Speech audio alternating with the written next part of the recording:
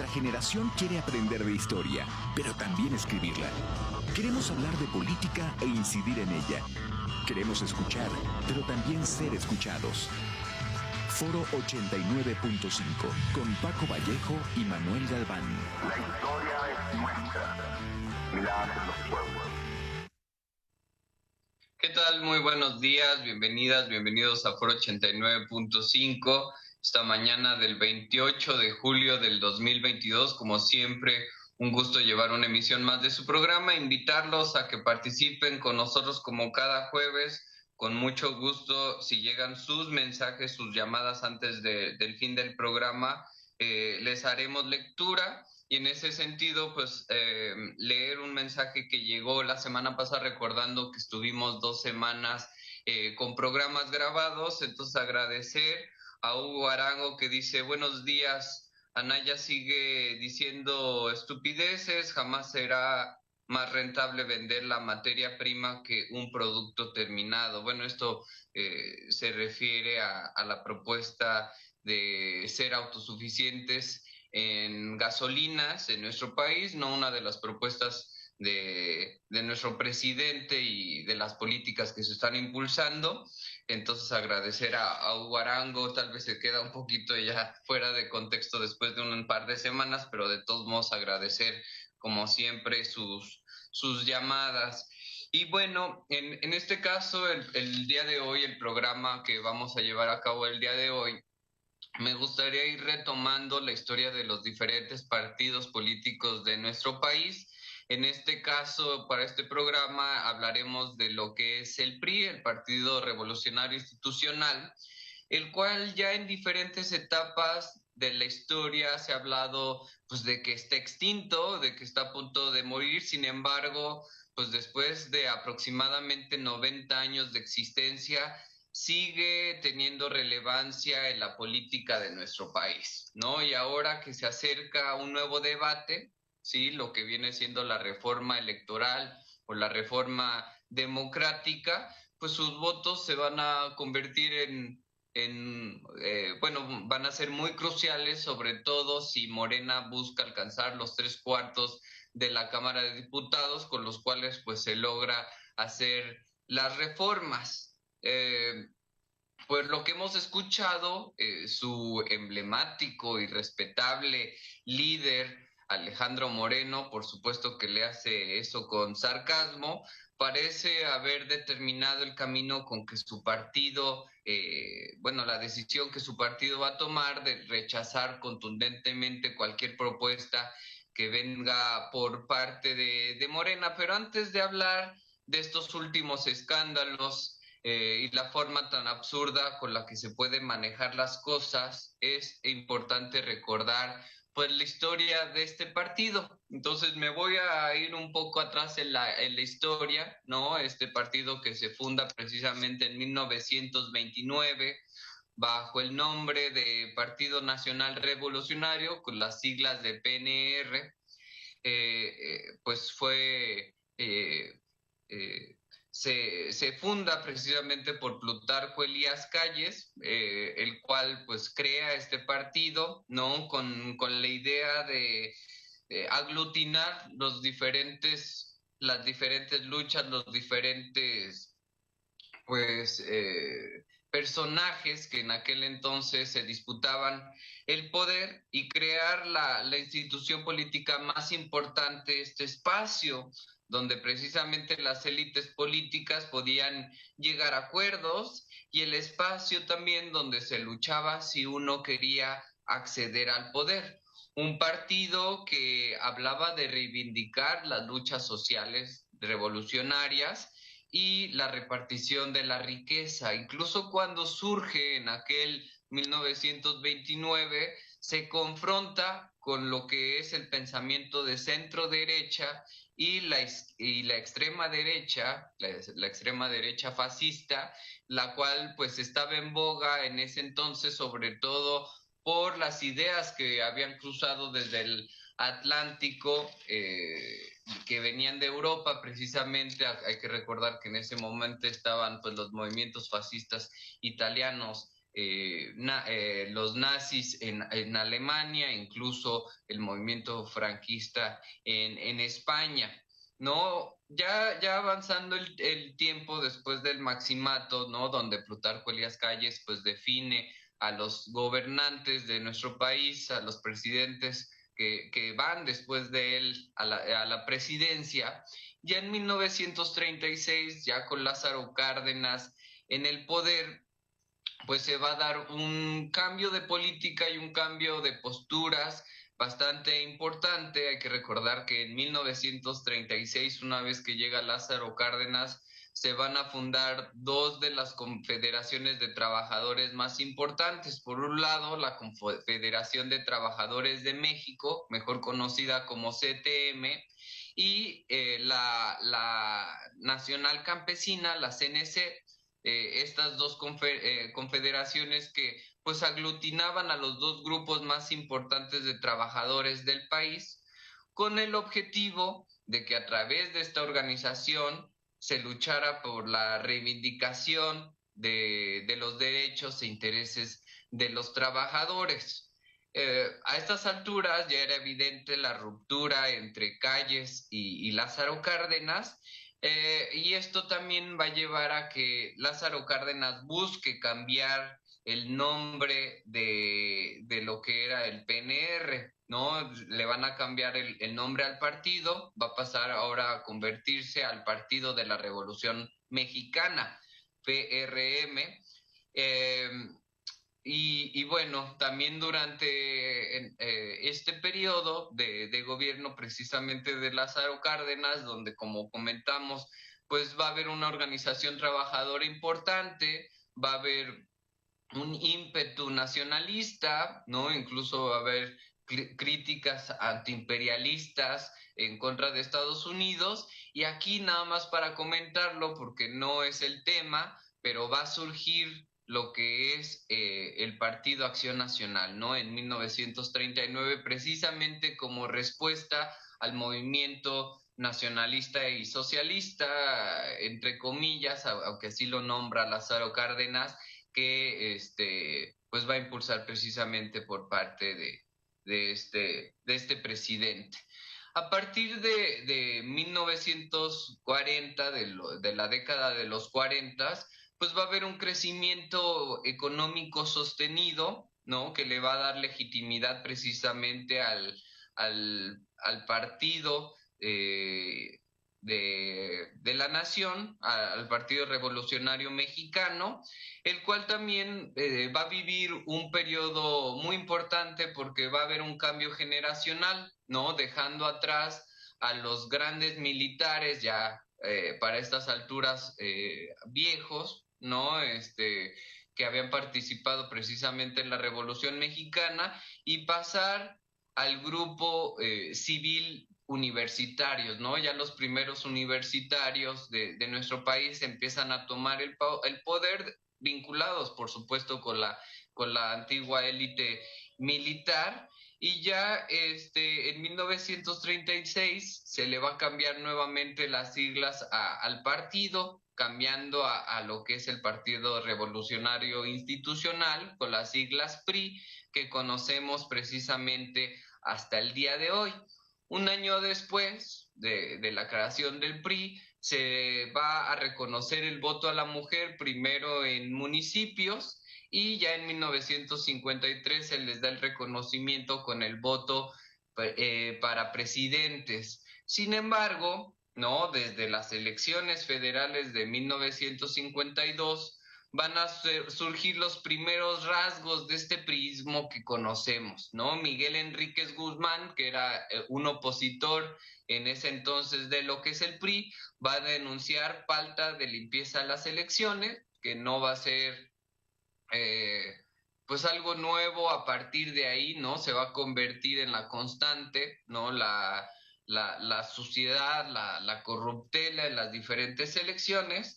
Sin embargo, en 1952, cuando se hacen estas críticas por Miguel Enríquez, pues va a haber una represión contra el movimiento que protesta, ¿no? Esto se va a dar por parte de Miguel Alemán, que todavía estaba en el poder, ¿no? Que deja el poder para dárselo precisamente a Adolfo Ruiz Cortines, el cual va a extender precisamente la represión en contra de los diferentes movimientos que protestaban en contra de este partido, ¿no? Por esta razón, ya en el periodo de Adolfo López Mateos, que es del 58 al 64, sabiendo que pues hay pues falta de legitimidad, ¿no? Y hay problemas por parte de nuestro sistema electoral, nuestro sistema democrático,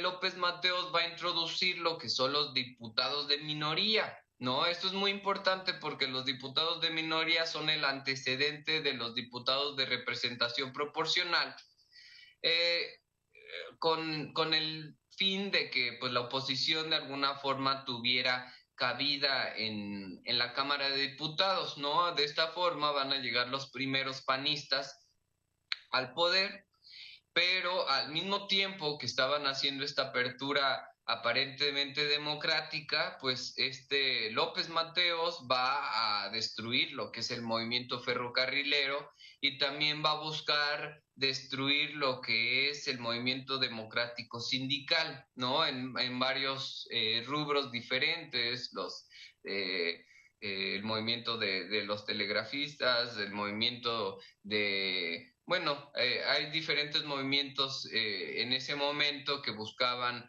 pues que los sindicatos se democratizaran. Sin embargo, pues ahí va a volver a la represión por parte de, del poder federal en contra de estos. También durante el periodo de Adolfo López Mateos se va a dar la masacre de Chilpancingo contra el movimiento cívico guerrerense, en el cual participan lo que después van a ser guerrilleros, ¿no? El movimiento de Genaro Vázquez, ¿no?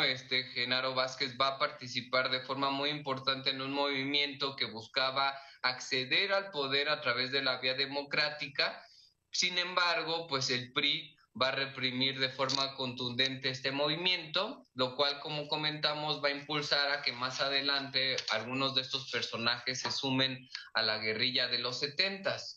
No, todavía dentro de los 60s se van a dar varios movimientos estudiantiles, ¿no? Que también van a ser terriblemente reprimidos utilizando el ejército en diferentes momentos, siendo el movimiento del 68 el momento más álgido, ¿no? Donde precisamente se da la matanza de Tlatelolco, aquel 2 de octubre del 68, que se le atribuye a Gustavo Díaz Ordaz, que en ese entonces era el presidente, y a Luis Echeverría, el secretario de Gobernación, que ya después en el poder nuevamente va a reprimir a los estudiantes en aquella matanza de Corpus en 1971. También a Echeverría le va a tocar la represión guerrillera que va a surgir en diferentes estados de nuestro país, generando cientos de desapariciones forzadas. También hay que recordar que Luis Echeverría llega con muy poquita legitimidad, ¿no? Llega en el 70 pues con solamente siendo él el único candidato a la presidencia, el PAN retiró a su candidato y los otros partidos satélites se suman precisamente al PRI para impulsar a un único candidato. La oposición de izquierda pues ni siquiera tenía cabida en ese entonces, ¿no? Eran partidos que no eran reconocidos, entonces pues Luis Echeverría llega al poder con muy poca legitimidad, lo cual va a impulsar que en 1977 se busque una nueva reforma electoral, precisamente tratando de permitir la entrada de los partidos de izquierda y de la oposición en general para que jueguen en el ámbito electoral. Aquí la cuestión es que ya que abren este espacio democrático de participación electoral, pues ya habían asesinado, ya habían desaparecido, ya habían destruido las estructuras de las diferentes organizaciones. Entonces, ¿quién le quedaban ganas de participar después de dichos eventos, ¿no? Pero bueno, aparte de esto, entrando a los ochentas, pues va a caer México en una crisis económica que precisamente con la transición del poder de López Portillo, que le toca vivir todo esto, la reforma electoral y el inicio de la crisis económica, va a ceder el poder a Miguel de la Madrid, el cual va a introducir esta nueva política económica que conocemos ya como neoliberalismo, la cual pues sabemos que implica la privatización del Estado, la cual se va a extender durante varios sexenios, ¿no? Se va a extender al sexenio de Salinas, va a continuar con Cedillo, va a continuar después 2 periodos del PAN y pues ya conocemos las graves implicaciones de esta política, ¿no? La privatización y el acceso al libre mercado de las instituciones, ¿no? Públicas,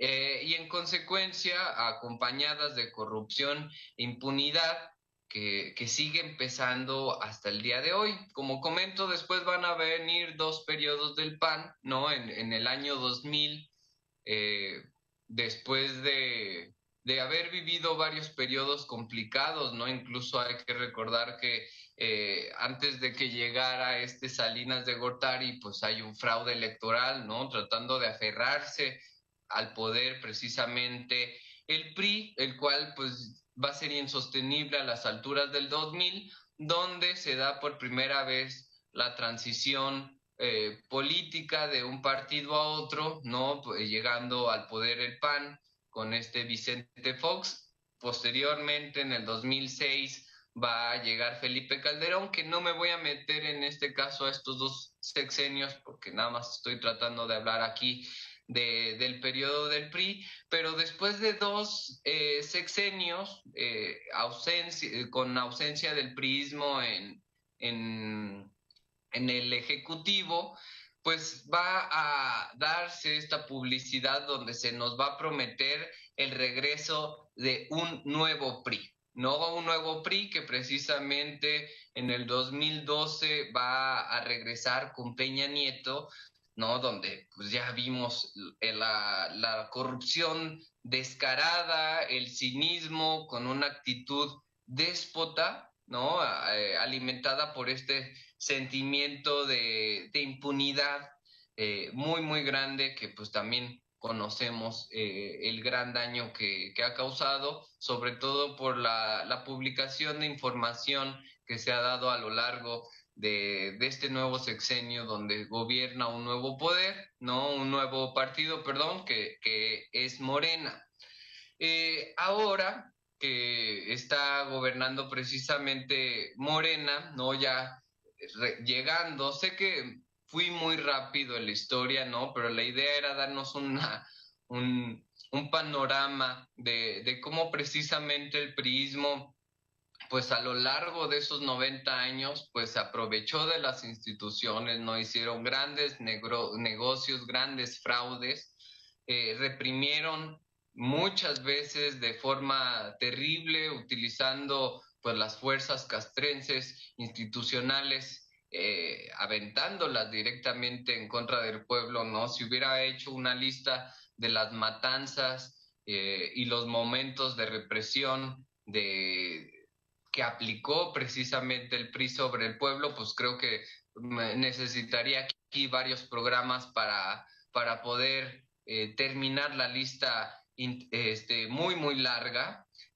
Sin embargo, pues al día de hoy se nos promete el regreso de un nuevo PRI, ¿no? Encabezado por este líder dirigente del partido, Alejandro Moreno, el cual pues ahora también ha estado involucrado en una gran cantidad de escándalos, ¿no? Hay que recordar que esta la gobernadora de Campeche, Laida Sansores ha estado publicando un conjunto de audios, pues donde se le critica, bueno, más bien donde se expone la forma tan terrible de, pues trabajar, de tratarse Alejandro Moreno con diferentes aspectos, ¿no? Con los medios de comunicación, ¿no? El cual, pues ahí nos habla de sus estrategias de control sobre los medios de comunicación, su estrecha relación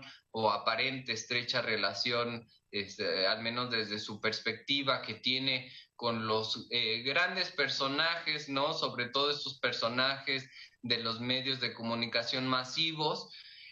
También de alguna forma expone la corrupción y el uso de los recursos públicos, ¿no? Como bienes personales, como algo que él puede manejar a su antojo. También pudimos ver el machismo y el sometimiento a través del chantaje, ¿no? Estas fotografías, estos packs, ¿no? Que por ahí salieron, que donde desafortunadamente en lugar de reconocer y en lugar de hablar de lo triste que una persona tenga este tipo de imágenes, ¿no? Que pueden ser utilizadas, como comentaba, para chantaje, para de alguna forma controlar eh, o generar apoyo a ciertas políticas, en lugar de eso, pues que salgan las compañeras diputadas al lado de él defendiéndolo y diciendo que pobrecito, ¿no? Que cómo es posible que se esté manejando esto por parte de la gobernadora. Y en general vemos el uso de las leyes actuales para silenciar los señalamientos, ¿no? Lo que vimos es que en lugar de luchar en contra de la evidencia tan clara, ¿no? Se argumente ser víctima de tortura psicológica, ¿no? El conseguir un amparo para que no se hable de su corrupción, de las prácticas asquerosas de siempre. Y esto pues nos permite recordar quiénes son, ¿no? Y quiénes eran y quiénes seguirán siendo los priistas que aún, como comento, tienen gran injerencia en nuestro país y sobre todo ahora, porque tiene esto relevancia con la discusión de la reforma electoral, pues que no quieren que se lleve a cabo, sobre todo por un aspecto muy importante que es la reducción de los diputados de representación proporcional. ¿Por qué? Porque estos señores siempre se van a poner en la lista de representación proporcional. ¿Para qué? Para ganar este fuero con el cual se sienten intocables, con el cual creen que pueden seguir con su corruptela, pueden seguir haciendo sus negocios, pueden seguir aprovechándose de las leyes mexicanas y de los mexicanos en general. Eh, entonces, pues bueno, ya después podremos volver a tocar el tema de la reforma electoral en nuestro país, que es lo que quiere, pero será muy interesante ver si muestran también libertad los diferentes diputados, más allá de lo que defina su líder Alejandro Moreno, el cual, como comentábamos, sigue pues estando ahí en la discusión por sus corruptelas y por estos audios que lo comprometen de forma importante. No, ya ni siquiera comenté también el caso de Enrique Peña Nieto, que ya también está llevando ahí a cabo pues algunas investigaciones en su contra por el movimiento de millones de pesos, ¿no? Lo cual también de alguna forma lo mete en apuros. Entonces, pues bueno, sé que fue un camino muy rápido, muy largo, 90 años contados en media hora, pero pues espero de alguna forma haya quedado claro la perspectiva de lo que es este partido, sobre todo para recordar, ¿no? Hay muchos jóvenes que no conocen la historia de este partido. Pues bueno, quiero agradecer como cada jueves su presencia, invitarlos para que nos escuchen y nos vean el próximo jueves. Recordar que pueden encontrar los programas en YouTube como Foro 89.5. Muchas gracias, hasta la próxima. Nuestra generación quiere aprender de historia, pero también escribirla. Queremos hablar de política e incidir en ella. Queremos escuchar, pero también ser escuchados. Foro 89.5 con Paco Vallejo y Manuel Galván. La historia es nuestra y la hacen los pueblos.